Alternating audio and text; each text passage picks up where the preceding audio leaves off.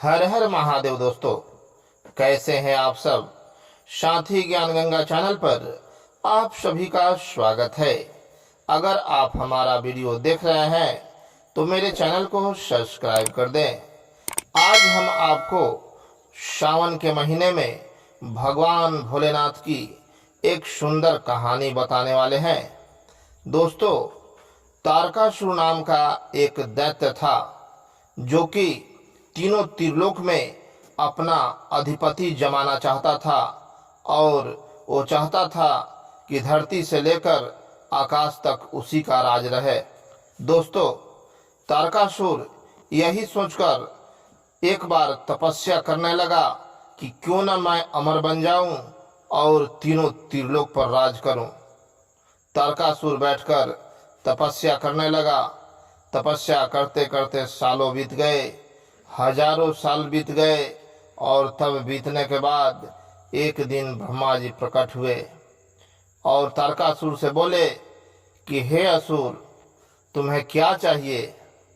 तारकासुर आंखें खोला और ब्रह्मा जी को देखकर बहुत प्रसन्न हुआ।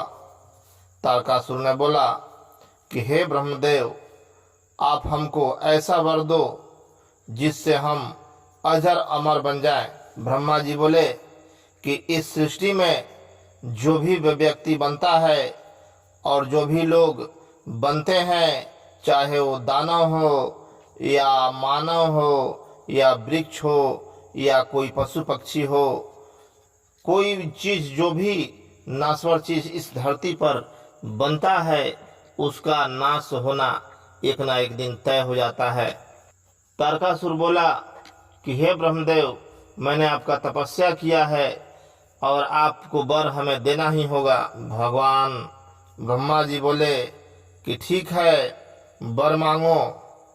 तारकासुर ने कहा कि हे प्रभु, मुझे अगर वर देना ही है तो ऐसा वर दीजिए कि इस दुनिया में, इस तीनों त्रिलोक में कोई हमें मार नहीं सके, और अगर कोई मारना भी चाहे तो वो शिव पुत्र हो, शिव पुत्र ही हमें मार सके, ऐसा मुझे वर दीजिए। भगवान ब्रह्मा जी ने कहा कि तथा आस्तु, तथा आस्तु। ब्रह्मा जी ने तारकासुर को यह वरदान दे दिया और अंतर्ध्यान हो गए। तारकासुर यह वरदान पाकर चारों दिशाओं में त्राहिमाम मचाने लगा और इंद्रदेव को बोलने लगा कि हे इंद्रदेव, हम आ रहे हैं, हम तुम्हारा स्वर्ग तुमसे छीन लेंगे। दोस्तों, ऐसे करके वह स्वर्ग पर भी विजय प्राप्त कर लिया और चारों तरफ ऋषि मुनियों को, सारे देवताओं को परेशान करने लगा। तारकासुर को पता था कि माता सती मर चुकी है और उन्हीं के शोक में भगवान भोलेनाथ समाधि ले चुके हैं और बैठकर योग में लीन हैं। इसलिए वो सोच रहा था कि भगवान भोलेनाथ तो कभी किसी से शादी करेंगे नहीं, ना ही उनका शादी होगा और ना ही मेरा मृत्यु आएगा। दोस्तों, उसी समय माता पार्वती तपस्या कर रही थी भगवान भोलेनाथ से विवाह करने के लिए। माता पार्वती सती का दूसरा अवतार थी। माता सती का जब हवन कुंड में कूदकर माता ने अपना जान प्राण त्याग दिया, उसके बाद माता का फिर पुनर्जन्म हुआ और वो माता पार्वती बनी।